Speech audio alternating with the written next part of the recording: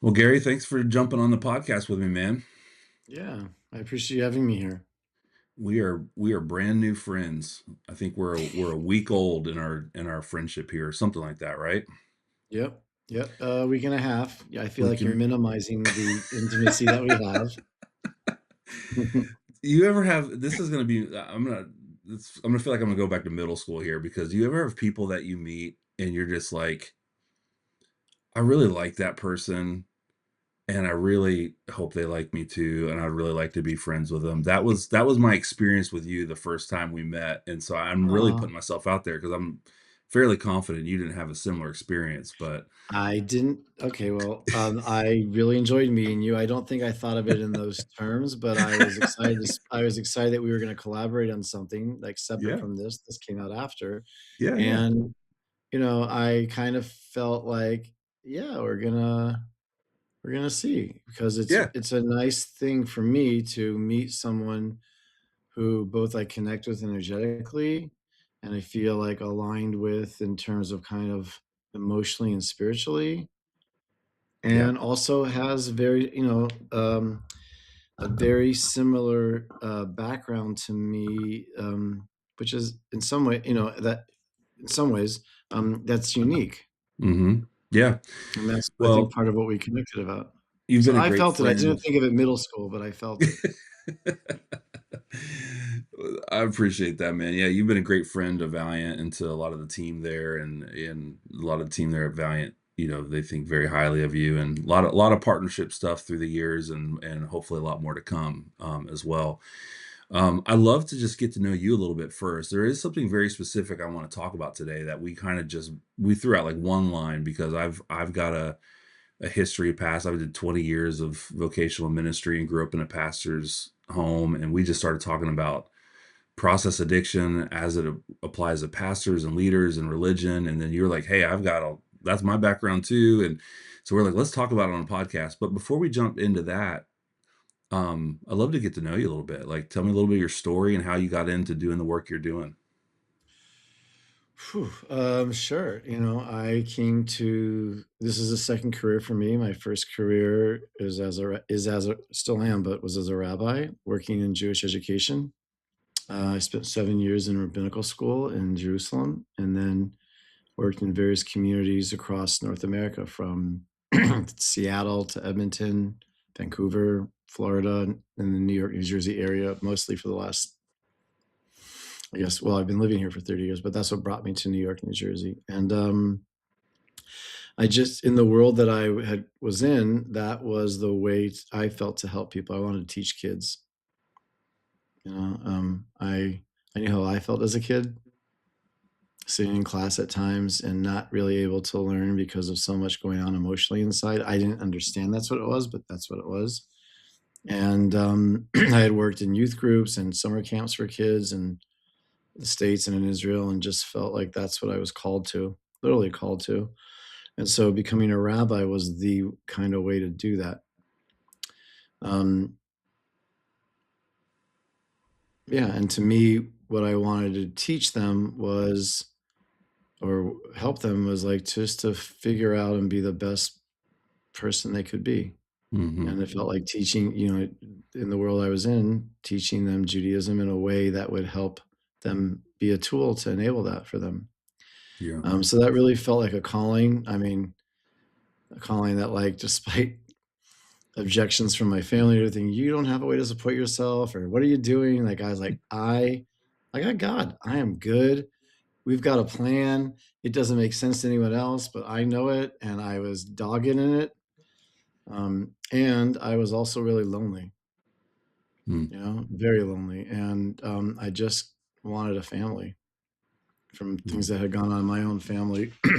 I was now living in, like I said, I was living in Israel. Everybody was back here in the States. And I just felt so alone and disconnected, despite being in a study hall of 300 other students. And I think also what was happening for me simultaneously, besides the loneliness, was an internalization of things I was learning religiously in a shame-based way. Yeah. So, While the teachings are beautiful and still and are beautiful, the way I internalize them, probably because of other things that I'd already experienced as a child, I internalize them through a lens of shame. So there's a famous statement like 100 students go in to the rabbinical school and one exits as the leader of the generation. And in my mind, I internalize if I'm not that one, I'm a failure. Wow. So that wasn't Um, told to you directly, that's just something that you kind of, because I relate to a lot of that, because there's a really beautiful upbringing in a lot of ways, but I interpreted things a certain way, and at one point in my recovery, I wanted to hold other people responsible for, "Well, how did you let this happen?" But the truth is, what they were teaching was actually, it was true and it was right, but how I received and processed it was shame filled. yeah. Yeah. I mean, I don't feel angry or blame religion or any of the teachings or the people that taught me, even if Mhm. I might not agree with them, some of the things today, I don't feel angry. I don't blame them. The first thing I learned in recovery was I'm responsible. Like, like my first sponsor had me make a list of everyone who contributed to, I forgot how he put it, to my addictions or to my problems. I had a Yeah. long list and he crossed them all out and just put my name at the top. I was like, Wow. what's wrong with you? You're not getting the message here, buddy. So Time for a yeah, new so I sponsor, sounds like. yeah, and so for me, the loneliness combined with um, childhood trauma and internalized shame just made that a recipe for a ticking time bomb, Mm, and not also really knowing how to connect. So, got married at 19 in an arranged marriage. Had my first son at 20, another one at 21, which I'm very grateful for. And then all of a sudden at 22 was already a rabbi in teaching. I went from like being a boy to clergy to being a rabbi. I was never called Mr. in my life. I was either called my first name or Rabbi Katz. wow. Um, and then, and I looked like I was 12. But it it was challenging because all of a sudden you're expected to be a leader or to behave in certain ways and to hold standards. And one of the things that I think is a little similar to being a therapist, but even harder for clergy, is that you're in a role 24/7. Mm, A therapist is in a role for 50 minutes out of an hour because the therapist figured out how to do that scam, a 50-minute hour. But clergy, like it's not likely unless you live in a small town that as a therapist, you're gonna bump into your clients wherever you go. It does happen occasionally, when mhm, you're a clergy member and you're living in a tight-knit community, chances are you're gonna bump into someone at the grocery store. Chances mhm. are, I mean, I remember you said this when you were chatting, like, you're driving, you gotta be I used to call it driving while yarmulke, like, if I was driving, would cut someone I'm not a crazy driver, but I was nervous if I cut someone off in some way. What if it was a congregant? Or if someone wasn't a congregant, but they saw me wearing a yarmulke, which is like the skull cap, Yeah. it makes a bad name, not just for me, but for all Jews. So it's like this constant standard of being on 24/7, always interested in whoever you bump into, Yeah. always thoughtful, always kind. And there's no human that is like that. Nobody.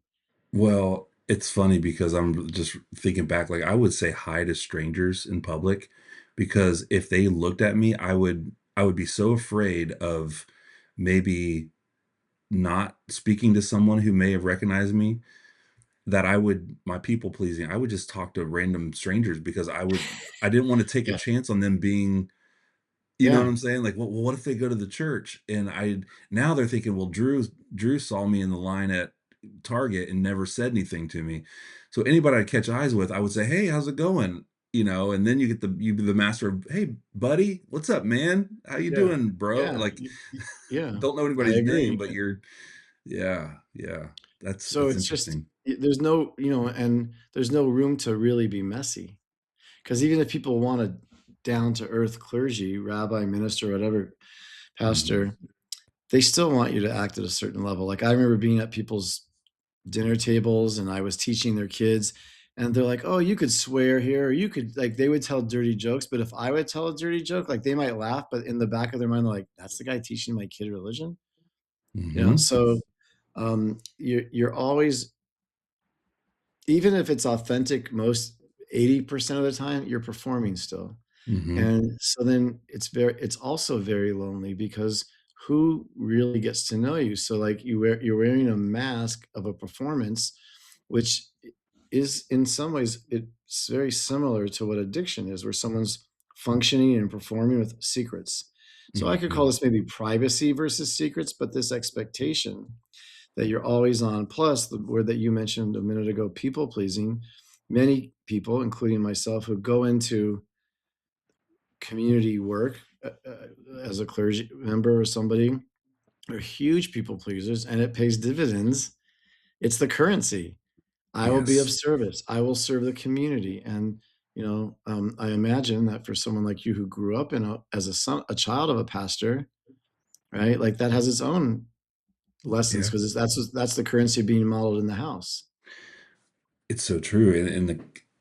In the current the ROI that you're judged on in church leadership is likability. I mean, some churches are like growth and whatever, but you're not really reporting growth. I mean, you want the church to grow, but the environments I was in, it wasn't like, hey, you're fired if the church doesn't get to 1,000 by December. It Yeah, wasn't that. It was like, okay, well, if the church healthies are growing. Well, statistics say how a church grows is do the people like the man or woman up front. yeah, And so your whole and then if you have a big staff, not just your livelihood, but other people's livelihood is all depending on do people like me and will they stay and will they continue to give? And if they don't like me, or if I tell the truth about something that I'm thinking or feeling and they leave, they stop giving, well, all of a sudden I can't make my mortgage payment. And I think I'd love to hear your thoughts on this. And again, I want to get back to your story too, but we're just kind of diving in. But it feels like a breeding ground for intimacy disorder in yeah. a lot of Because you ways. can't be authentic. You have to. No, You're always performing right? And your livelihood and a lot of people's livelihood can depend on one performance. thing, and that is, do people like me enough to stay and continue to Yeah. give? It's tough. It's tough. I used to have a client, really wonderful, wonderful man, a minister of a church nearby in here in New Jersey. He would do 3 services on a Sunday morning, and if he didn't get a certain amount of positive feedback, he felt like a failure. He would, if he didn't get X amount of hundreds of likes on his at that time Facebook posts, Hmm. because going back a number of years, he felt like a failure. Like he's constantly reading the metrics of, am I liked? Does that equal I have worth? Hmm. Hmm. Yeah, and that was shaped to me at a young age because we experienced a lot of not a lot, but several church splits as a kid. And how I internalized that was if if my dad as the pastor would have led better through those situations, they would never have left. Oh, So yeah. I told myself, first of all, I'm never going to let anyone close enough to hurt me like that. Like no one's going to get in that close. And two, I'm just going to chain smoke every leadership book that's out there and just, I'm going to be, whoever the author of the day was, the Maxwell, the Andy Stanley, whatever. I'm going to read all this stuff and I'm just going to be the best leader because if I can lead at the highest level, people won't leave. I did the same thing. I used to stop at the truck stops on the highways here in the Northeast, and I would buy all the Christian leadership books for the same reason. I thought, oh, there's values in here, leadership values I can learn to make me better, but also to not fail. Yeah. To not fail by, like having people not like me, to not feel my numbers going down, but the pressure is so internalized it doesn't let up. Yeah, and I don't know if this is the way for you, but if you ever got together with other rabbis, other pastors, I mean, it's like within the first 30 seconds, it was always, you know, well, how many you running? How many people you got? I mean, it was It was a like, lot of posturing and ego. There's a yeah, lot of ego in the, I'm not speaking on anyone specific, right, but right. there's a lot of ego with and it's dressed up in spiritual humility, but they're still there. Yeah. They're human. Of course, of course. Well, tell me how did you get from that, from I know you're still a rabbi, but from doing that a lot more vocationally into this recovery world, and even if you're willing to share some of even your own recovery where you realize, "Hey, I need this for myself." Yeah, I developed a sex and love addiction, and that led me also to substance addiction, substance abuse, and that crashed and burned me fast, the substance abuse, smoking crack. And that brought me into recovery back in 1998. And I would say for me, recovery, one of the biggest eye openers and gifts of recovery was the idea of that quote of like, we claim spiritual progress, not spiritual perfection. Like that was mind boggling to me. It's a quote from the AA Big Book. Like, I didn't know that I could just make progress and not be perfect. Mm, And so that there's a room in that space of, the quality of it, the ability to be imperfect, that was so novel but inviting to me. And I really connected with that. And I had to kind of renegotiate my own relationship to God in order to get sober because mine was so shame based and judgmental. And I didn't even know it at the time.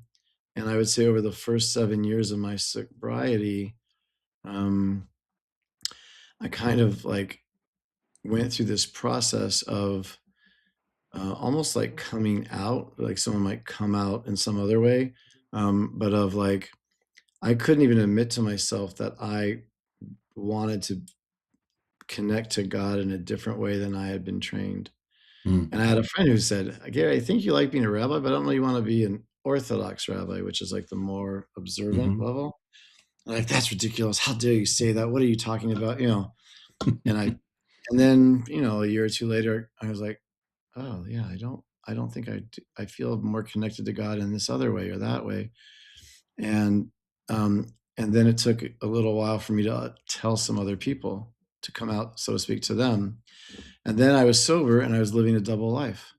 I Mm, was working in synagogues and teaching at schools that are Orthodox. My income was dependent on it. My identity in the community was it. But then I would go with people from recovery to a diner and eat non-kosher food, or drive on the Sabbath on Saturday. So I'm like, I didn't get sober to live a double life again. It was really painful, and it took about 7 years to get honest with myself about that and then figure out a plan to exit that because it's, you know, economically I was dependent on it. I didn't know what else to do. It's what I had done since I was 22. And also it's a very tight knit community. I'd never lived outside of it since I was an mm, adult. So it was scary. There was a lot of fear. And I feel like a lot of the gifts that I got in recovery, or the lessons I learned in recovery, helped me to figure that out. Um, and it was shame based because if an accountant has a change of observance or a change of faith, all right, whatever, right? They can figure it out. If clergy does, people don't like it. no, that's a big deal. They're, it's a big deal. And also I felt a responsibility. I didn't want to confuse kids that I had taught. I didn't have an issue with the religion.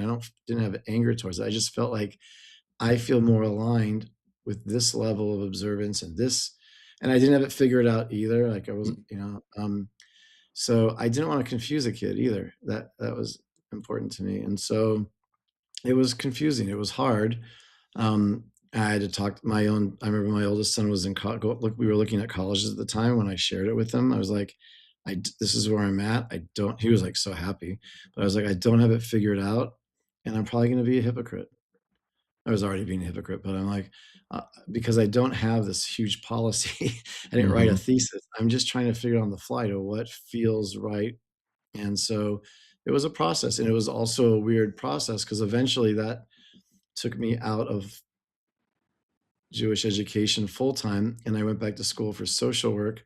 And then when I was in grad school for social work, that was the first time I was ever called Mister. I was now probably 40 something, and no one knew I was a rabbi, which also was a weird thing. Like you get treated differently when you're clergy. Right. positively and negatively. Right. And all of a sudden, I'm just Gary or Mr. Katz. And what was interesting to me was I was like really enjoying it. And then probably in my second semester in grad school, I shared that I was a rabbi. I'm like, what did I do that for? Why Right. did I do that? And it made me come to terms Excuse me. with like the fact that actually it was a very important part of my identity. I didn't want to disavow it. I didn't want to exile it.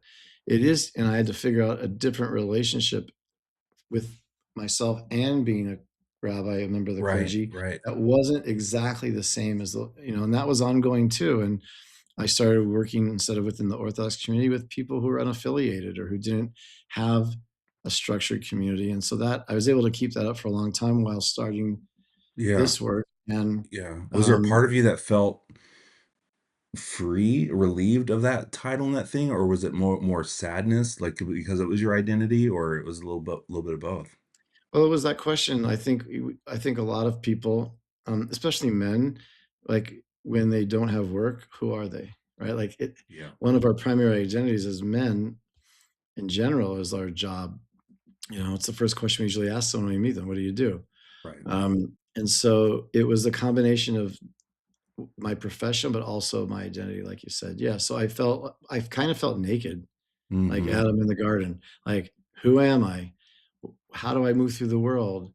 Um, and Also, how do I just be an average congregant or an average person, or even how do I find my own spiritual community if I'm not the one running it? And so for a while, I made my own for a couple of years. Then I got to not have to figure that out, and I still like to Mhm. do that. Might be a little ego too, but I find it really challenging. And I think a lot of people who leave formal or full time clergy work, it's really challenging to find a place to um, be, because also like clergy are kind of weird. Like, I remember sitting in a rabbinical meeting of all these rabbis of this on this board. I'm like, who do I want to be my spiritual mentor? I'm like, can't make eye contact, lots of ego, bad breath, doesn't stop talking. Like, I was like, there's nobody who I felt both had like was Right. human and personable, but Right. also like the spiritual teacher that I wanted. And I think for me, the biggest compliment I got as a rabbi, and it's also how I try to be as a therapist. I had this family that I did their two sons' bar mitzvahs, and we were out to dinner one time, and they said to me, Gary, what we like about you is that you're a person who's also a rabbi. You're not a rabbi and then who's also a person. And I didn't, that's exactly what I wanted. Like, I would call it like being relational and therapy Mhm. speak. Mhm. And that's how I try to work as a therapist too. Like, yes, I'm the therapist, but we're having a relationship. So going back to school to become a social worker and then a therapist, to me felt like the same calling as becoming a rabbi 20 years before, which was here. Like when I was a teacher in schools, I saw kids and I felt like I had some skills to help them, but I had a lot of things that I didn't have skills to help them. So going back to school was helpful to me to have those skills. I thought I would work with kids because I worked with kids all the time. I found it very different as a therapist. So I actually worked with adults and, men and women. Yeah. Tell a little bit about just the work you're doing now with intimacy disorder and process addiction, because I think it's really important stuff. And then I'd love for you to even define, because we got people listening or watching right now that might be new to all this. So they hear process addiction and they're like, what are they even talking about? So I'd love to hear your definition of that as Sure. well. Yeah. So in my own recovery, I had to learn well, I had to stop the behaviors, stop using drugs, stop acting out sexually. Um, and then I also had to learn how to be intimate with other people. I didn't know how to. Hmm. Actually, it was not just I didn't know how to, I was terrified of it, Yep. which I didn't even know because I could be that people person, like you said, that Hmm. clergy guy who knows how to. People would be shocked when I would tell them, like, I was so nervous being at a wedding or at a party. Like, Mm, I used to ask my ex-wife, don't leave my side until I'm comfortable. And they're like, really? what? Yeah, I would just be like, what do I say? I get in my head or I feel insecure or less than. So I had to learn how to have intimate relationships with other people. And as a clergy, many times, like in a power dynamic, you're here and everyone else is here. That's a role that I know how to play. I also know how to be the student. But to be in relationships like this that are peer to peer, I didn't know how to be. I was too scared, and I was terrified of it Wow. because I would get hurt. So my own recovery and journey through that stuff informed a lot of the practice that I have now, which is helping people to first be intimate with themselves. And what I mean by that is to be integrated as a person. So, like, using our discussion here about clergy is a really good example, but the same is true for people who have secret addictions or secret lives. Like, I have the parts of me that are shiny. I might put them on an interview. I might put them on a podcast. I would put them on social media. And then I Mhm. have the parts of me that I don't even want to acknowledge exist because it's too ugly or I feel too much shame. Yeah. And they're not integrated. So it's like, but 95% of the time I might be this shiny, happy person, but this other part of the time I'm doing things or feeling ways that are so different. So recovery to me was that learning how to be intimate with myself, that I can look at all these parts of myself even when it's uncomfortable. Right. And then with the right people, I can even share those with people. Not Yeah. everybody, but when it's appropriate. And so that's intimacy with others, letting others see into me at a level that is appropriate. And that's like the thumbnail of it all. But there's all these defenses that we all develop from Mhm. reactions to painful experiences, usually as children, because the experiences are so outsized, impactful because of our little brains and what we, Mhm. who we are, that cause us to find smart ways at the time of playing it safe, not Mhm. getting hurt more. But there's a line in one of the 12-step books on sex addiction, which I love, which is that what was the solution became the problem. For many people, substances, sex, high achieving, being the funny guy, being charismatic starts as a solution to something else. But then it becomes more and more maladaptive until it becomes the problem. So Yeah. um, that's kind of the how what we focus on. So we try to help people become intimate with themselves, seeing all the parts of themselves, and then with others, but also to unwind the ways they may have learned, the strategies they developed that became maladaptive over time that get in the way of that. So for example, like you said, process addictions, which are things about the way my brain works versus like I'm addicted to nicotine, or for me it was crack cocaine, which is addictive in its nature. Um, this is more about what happens in my brain. And I do actually want to say one thing about it to answer your question. So sometimes a brain learns a process that helps it to feel better. And so for Okay. some people, sex, let's say we're talking about here, and I know Valiant does a lot of wonderful work with that, is like is considered by many to be a process addiction because it's like what goes on in your brain. Like, so maybe I feel sadness and my brain clicks and does this thing. It like Mhm. kind of like morphs the sadness, it sexualizes it into sexual feelings because the sadness is too pain, and sexualized feelings can be feel better than sadness or loneliness or Yeah. shame. Same can be um, true with gambling, food. These are all Work. process work. Yes, work. Yeah, I think what's unique though with this and what I've been really thinking about recently is that, and how I work with my clients and train our staff here, is that you really want to get specific to what is the brain process for each person. So, for example, let's say someone's addiction is watching pornography, and what does that do for them? So, let's say it could be do a variety of things, but let's just say it's about numbing out. So, when we work with them on their sobriety and their recovery, it's not just about not looking at porn. It's about not doing things that have that same brain process of numbing out. Now, everybody numbs out at some point. We all do. But Mhm. learning how to have a health, it's different than, let's say, someone who goes to A and says, I'm not drinking at all. They have to learn how to have a healthy relationship to numbing out. So, for example, it could be they numb out watching cat videos on YouTube, or they numb out watching basketball. And what's my relationship? Can I do it in a way that's still healthy so I'm not missing deadlines, or I'm not ignoring my relationship? So Mhm. that's for them. For the person who might use sex through like multiple affairs or sex workers or relationships or things like that, usually the process is not about numbing out. It's more often, let's say, about validation. Oh my gosh, Mm, she wants me. Oh my gosh, they texted me. Oh, they think I'm so funny. So it's like getting, and this is where I think a lot of clergy get caught up, right? Like they're yes. getting that validation of worthiness. So the process addiction isn't just only about sex. Actually, it's much bigger than that. It's about validation. So like let's look at like what boards are you on as the savior of your community? Or how do you act in front of people? Like, are you doing these attention seeking behaviors? One guy I know, like he'll give $100 tip for like a garage instead of like a $3 tip, you know? Wow. That's the same thing. That's him acting out. You know, he's getting Interesting. validation. Look, so I want to help them. Now, we all need validation.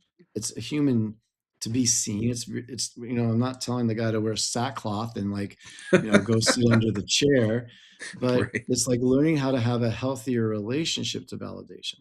Well, I think you even, and maybe this wasn't you. If it wasn't, I'm sorry, but I read an article that I feel like you posted just recently about taking naps. Was that you? And as well, it I was like just, naps. Yeah. well, I do too, but it was this idea of like just behind like this as an escape versus like rest, like what true Right. rest is versus I'm napping to escape reality. And I hadn't looked at it that way. Like, hey, not that there's necessarily a right or wrong way, but you're thinking about why am I every day wanting to go take a nap? Am I actually wanting to rest? And one actually does refill you and recharge. The other one, you wake up and you're still not feeling rested because you just did it to not deal with your feelings or whatever it might be. Yeah. I Yeah. mean, I used to have a joke that like in the Katz family, when there's a crisis, the Katz men get up and they go take a nap. Yeah. And I observed it, so I knew it happened. And I remember also like years ago talking to I was in a relationship, and whenever I would get that comment like, "Hey, I think we need to talk," I would fall asleep. And I was Really? like, "What is going on with me? Like, why? Like, no, I don't want to have this conversation, but like, I'm not a jerk. Like, she's telling me that she's upset about something, and I'm falling asleep. It My doesn't body's go over shutting very down. well." Yeah. And so, and so I would sit there and like pinch my face or pinch the soft part under my thigh secretly to keep me awake because I literally struggled. And then when I went into recovery and I started going to therapy, it would happen during therapy. And so what I learned is that that's a hypoarousal response, right? Like my body, like instead of fight, I'm going into like flight or like shutdown mode, like play Mm. dead. Mhm. Mhm. It's a sign that I'm getting overwhelmed.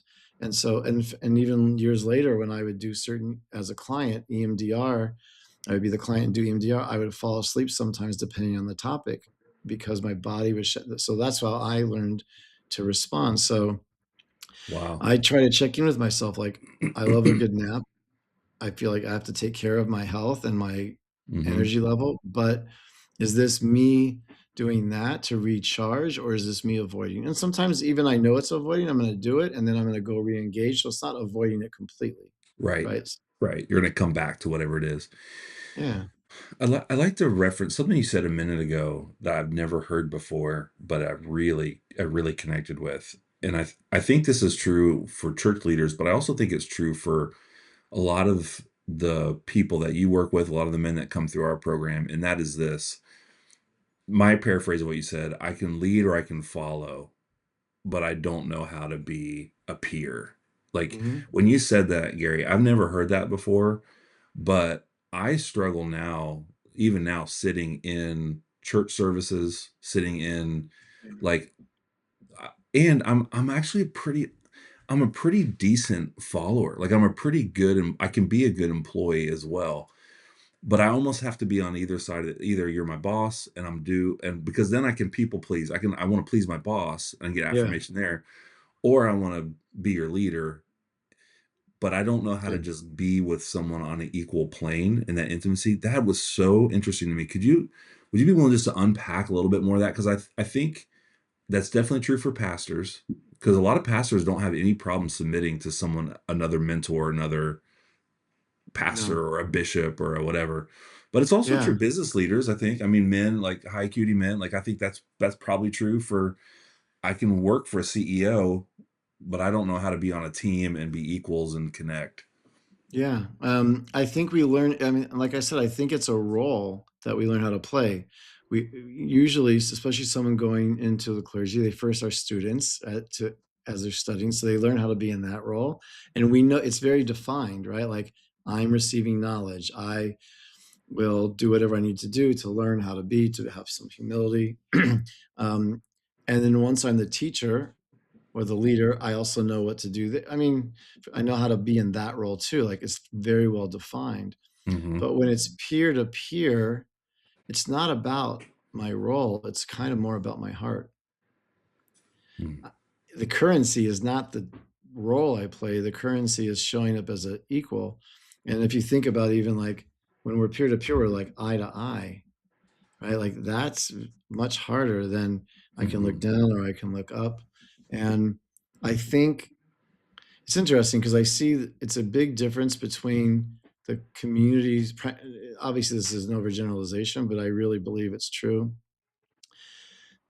In the substance abuse communities, like let's say the 12 step communities like AA and things like that, they're told early on get a sponsor, call 3 people a day. And most Hmm. people who get involved in recovery, they do that. Hmm. They might be hesitant, you know, that is the hardest thing to do in the sex addiction recovery community. They'll do a workbook. They'll even listen to their spouse tell them what they did wrong.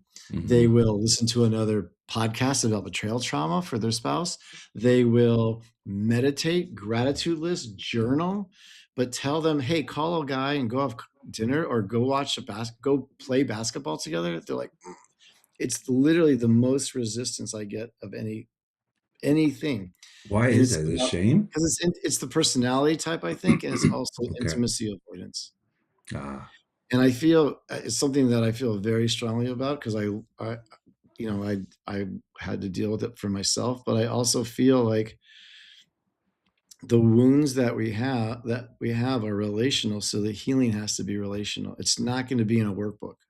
Hmm. It's not. And so I intentionally like push clients to I just told 2 different guys today, like, call this guy or call someone from your group and tell them you're having a hard time. I can't do that. Why not? You're going to a meeting every day. You're willing to try that new thing. You're willing to go to therapy 4 hours a week with your wife, in group, individual. What's different? And it's because it's scary, right? Like, Scary. it's being back in the playground in the sandbox, saying like, "Do you want to be my friend?" Kind of what you started with. How Yeah. you said, like, when we met, and I felt the same thing. It's like, "Oh, I like this guy," and, I figured it's gonna unfold, and we'll have a nice friendship and professional relationship. That's how I felt too. But it's the same feeling like you described so well, like, I'm back in middle school. Who do I Hmm. sit with? Hmm. Who's my people? Will they like me? Is my Hmm. outfit cool? Like, Yeah. do I have to talk a certain way? Like, it's the same stuff, so I feel like it's so much harder, and there's more at risk. Yeah. Yeah. Talk to that person that you mentioned this earlier. So say it's I'm going to say clergy, it could be pastor rabbi, but I think it applies to a lot of different positions that says, "Hey, I think I may have a problem. I don't know if I'm willing to call it an addiction yet." I know I wasn't. In my intervention, they told me I potentially had an addiction. I was like, "I don't know, like that's nonsense," because I didn't know any of this stuff yet. Um, but they fear, man, any disclosure of what's going on in me to my family, to my faith community, my church community, it's going to impact everything, my identity, my role, my finances. And I'm stuck in this cycle of even if I don't know to call it addiction yet, I just know it's not working. Yeah. What do you say to a guy like that or a woman like that even? Oof. Well, first of all, I usually get them after the fact, unfortunately. Yeah. Right? I mean, right? They're coming to my office to Valiant because they didn't act on it early enough. Usually, Which, unfortunately. not to interrupt you, but now on this side of things, there is a part of me when that happens where um I'm so glad for them because I feel like I know this is the worst thing that you feel like has ever happened to you. But man, the what you're gonna start to experience now, the freedom, even the connection with God, if you like, I mean, it might be a totally different kind of connection than what you experienced, but it's like once all the BS kind of comes down, I'm like, now you can actually start to recover yourself in your life. So like, I hate to hear it because I know it traumatizes families and church congregations all the time. So I'm not like cheering on that part of it, but for the person, I'm like, man, I'm so glad you now get to like go to work. Yeah. Yeah. Yeah.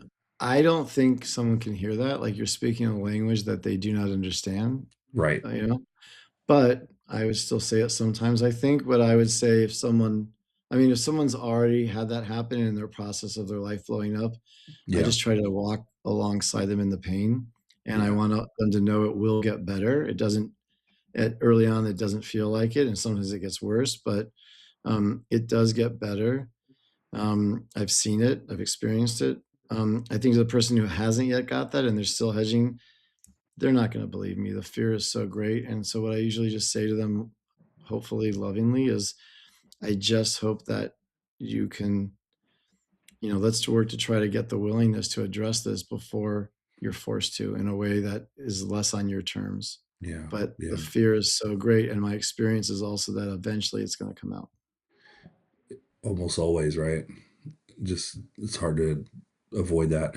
What about a pastor that feels like or spiritual leader that feels like, man, because of this thing in my life, I'm disqualified. You know, that word was specifically used in my case in the announcement to the church. And I've done some work around it actually. I have a really good reframe for that word now, um but at first it was really hurtful. Like I really struggle with that word. What do you tell the people you're walking with around that? Like, hey, I'm done. Well, I usually would encourage them to like not make any quick decisions, right? Like to life is long, and they may have done some things as a member of the clergy, like I have too, that they really regret Hmm. and even harm people and feel tremendous shame about. Um, and maybe that means they shouldn't do it anymore, or maybe if they can change and not be that same person, Hmm. then that experience that they've had and the pain from it and the shame from it in a healthy way, healthy shame, actually can propel them to help people in a very different and unique way. But we're not there yet. Right now, we're in like free fall, and I Hmm. totally get it. And I usually challenge them if they have kids, you know, I would, or a belief with what God feels like. If your child does something wrong, even horrific, does that change how you love them? If you love Hmm. them, most people still love their kid. They may not like their kid at that moment, or they may not like what they did, but Right. they still love their child. And I would say, same thing is true for you. Your value as a human Hmm. isn't defined by one or a number of things you've done, and especially when you work to change it, it really makes a difference. So, let's tease out the difference between the unhealthy, toxic, intrinsic shame that you're just broken and a disgusting person to the healthy shame that can help you to like not do it again. Is that part of how you also start to untangle the identity? Like it's so deep in there. Like how do Oh you yeah. start to get us clergy to stop identifying as pastor, rabbi, and start seeing ourselves? Is that even Yeah. I mean, I possible? try to like some I have some I work with a lot of clergy for the reasons, my background, the reasons we're talking about from all faiths. Sometimes the hour a week with me, it's the only time they can like be messy. Hmm. Whether they have an addiction or not, like it's the only time they can complain about the people in their congregation without worrying about it. It's the only time they can be like, I don't feel like doing this thing. Or it's the only time they can question stuff or be doubtful because they're supposed to be a person of conviction and confidence and faith and all these things. So I think that having a space just for that is so important. But really kind of modeling as a therapist for them what I would hope that they would have as a clergy, which is what I said before, is that they're a person first and then they're the clergy. Can they start to like be human? Can they Yeah. just be a human being instead of this like messenger from God, so to speak, or this person teaching about God or religion that's supposed to have it all figured out and always be the nice person? Hmm. Yeah. And, and speaking of intimacy, right? Like clergy who feels petty feelings or jealousy of another clergy or a congregant or feels envy of someone in their church who has a nicer car, that's human. Right. Right. We all have it. I've man, that's so true. I mean, and I think I saw your car the other acknowledging day. I'm just joking. In our first car, because in our first call like last week, you were in the car. I'm just teasing. That's right, that's right. Well, I mean, I think I would if I had to go back and do a lot of things I would do differently, but I love what you just said because I think I would acknowledge the different parts of me that I felt like I had to ignore because it was not very pastoral to feel those things. And like one very common practice in the circles I grew up was before you would step out on stage to do anything, you would have almost like this sin purging prayer you would pray that it's like, God, in order for you to use me, would you please forgive me of all my sins and cleanse me? And I just want to be a vessel that you can use and anything that would stand in the way of, all that kind of stuff, right? Which is, I don't think in and of itself is a bad prayer. I just don't know that it was entirely possible for me to do because I still walked up on stage as a human, but I was trying to be superhuman in that moment. Like I don't have anything going wrong. I just literally hit the reset button. I'm perfect walking out on stage, and now I'm going to sing or lead or preach perfect. As That's opposed to interesting. now, I think my prayer would be, God, I do have this part of me that really wants to honor you, and I want to not have, this unhealthy ego, but also, man, I really want people to like me, and I really care about this. And I think I just would bring it all and just say, here it is, and I'm just going to walk out there with all of Yeah. it. Yeah, that's beautiful. I don't have that prayer. So I didn't have that experience, but I get what you're saying. I think for me, the challenge is that there's also a currency in acting like you're messy, but not really being, Oh my gosh, dude, you are right? reading my mail, bro. It's a I was currency the amongst king of that. public speakers, politicians show a little human side, but then still have to be the Yes, politician. And clergy yes. can be like, "Oh, I struggle with that too," but they're not really struggling with it. But they're saying they're sharing a little messiness, but it's kind of like, "But I still got it together." Because it's so endearing to be that the right level of vulnerable. Like, So then you learn how to act that way that feels authentically vulnerable, but it still can be a performance, and that's really risky. it's so It's like being you can smell it in a 12-step meeting too, and the person shares a very humble way, but it's also it's guarded. performative, yeah. Oh, yeah. Yeah, Gosh, performative. I was the master of that. Preach on depression, anxiety, all the stuff. People come to me, "Oh, you're so open and vulnerable," and I'm just like, "Yeah, like 10% of you Right, see the tip of the iceberg." I right, was so good at making you feel that I was being honest, and I mean, it wasn't like it was necessarily dishonest, it just wasn't the whole story, that's for sure, correct. you know? Exactly. Well said, yeah.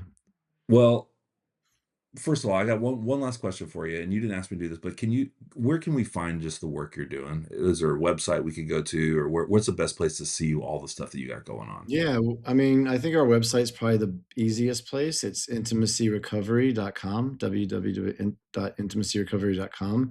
Also Perfect. on there, you'll find my email, but if anybody wants it, like, and if you're a clergy and you need someone to reach out to besides you, sure, anyone's welcome to reach out to me. I'm happy to chat, find a time to chat and either provide some support or guidance or something. But my email is my name, Gary Katz, GaryKatz at intimacyrecovery.com. Love it. Um, and yeah, I think another conversation that'd be valuable to have it in another episode, similar to the clergy, is like mental health professionals, right? The double Yes. standard, like even though there's a very big difference from clergy, but the same issues of like fearful protection of one's reputation from really actually getting the help you need. Hmm.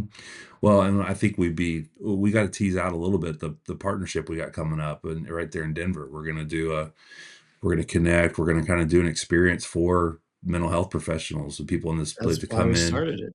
Yeah. Sound bath. I mean, that's Melissa, our wellness director, is gonna come in and do sound bath, and I'll link all the information and details in the episode. But that's coming up in beginning of February, I think. Right? Yeah, Yeah. about 3 So weeks. yeah, I'm I'm already excited for looking at that. what restaurants to go to in Denver and everything. Yeah. Okay, final word, and thank you so much. I don't want to keep you, but this has been so great. if you're going to go back and you're going to sit down with 19-year-old Gary, or maybe even it's easier to think about the clergy across the table from you, what's the thing that you wish someone would have told you at 19? Mm. Phew,